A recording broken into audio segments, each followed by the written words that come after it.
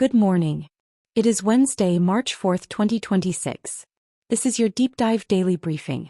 I am your anchor, delivering a comprehensive analysis of the pivotal events that have defined the last 24 hours. We begin our broadcast with a grave escalation in the Middle East that has effectively paralyzed one of the most critical maritime arteries in the world. Following intense military engagements between United States and Israeli forces against Iranian targets, the Strait of Hormuz has entered a state of effective closure. Reliable reports from The Guardian and Lloyd's List Intelligence confirm that maritime traffic through the strait has plummeted by 80% as of this morning. At least 4 tankers have been struck by drone fire, and the Iranian Revolutionary Guard has issued a public threat to set ablaze any vessel attempting the crossing. While United States Central Command reports it has neutralized several Iranian naval assets, the psychological and physical blockade remains. Currently, over 150 ships, including those carrying vital oil and natural gas, remain at anchor outside the waterway, awaiting security clearance that may not arrive for days. Transitioning from the front lines to the global economy, the narrative is being reshaped by a swift and aggressive pivot in United States trade policy.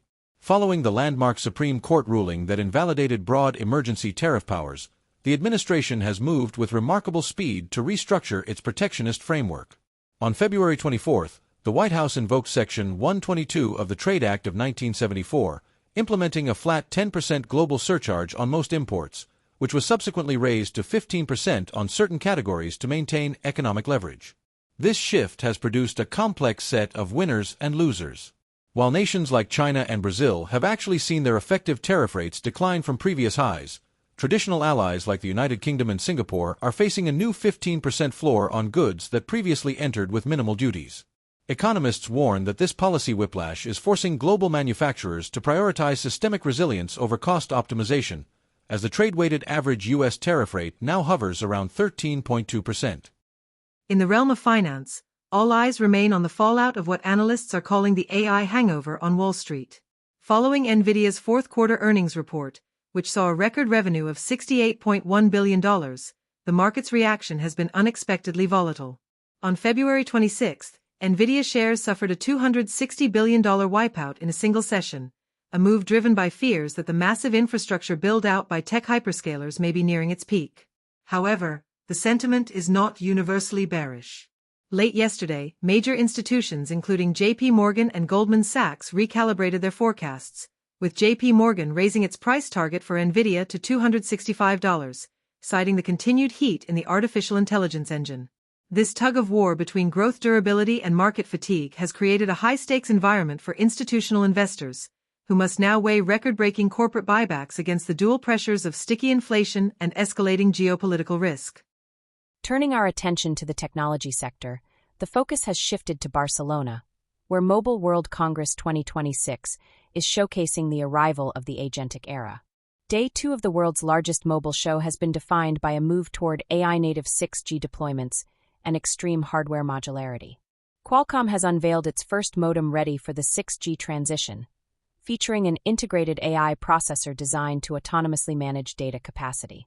Meanwhile, the exhibition floor is being dominated by robotics, with Honor officially launching its robot phone, featuring a miniature robotic arm, and Xiaomi showcasing its Vision Gran Turismo hypercar concept. Beyond these consumer marvels, the GSMA has unveiled the Open Telco AI Initiative, a global effort to accelerate telco-grade services. These advancements underscore a fundamental shift where artificial intelligence is no longer an add-on, but the core architectural foundation for the next generation of global connectivity.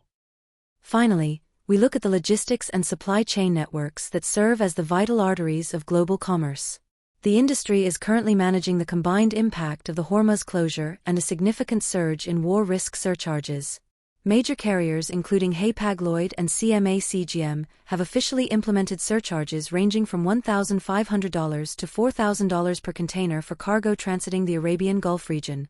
Logistics managers are warning that assembly plants in Europe and North America will begin to feel the effects of delayed Asian component shipments within the next 2 weeks. To mitigate these risks, the 2026 Global Trade Report indicates that 72% of trade professionals now prioritize resilience over inventory optimization.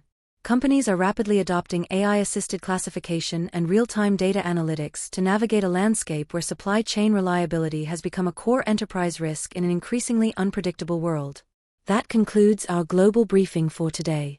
Thank you for joining us.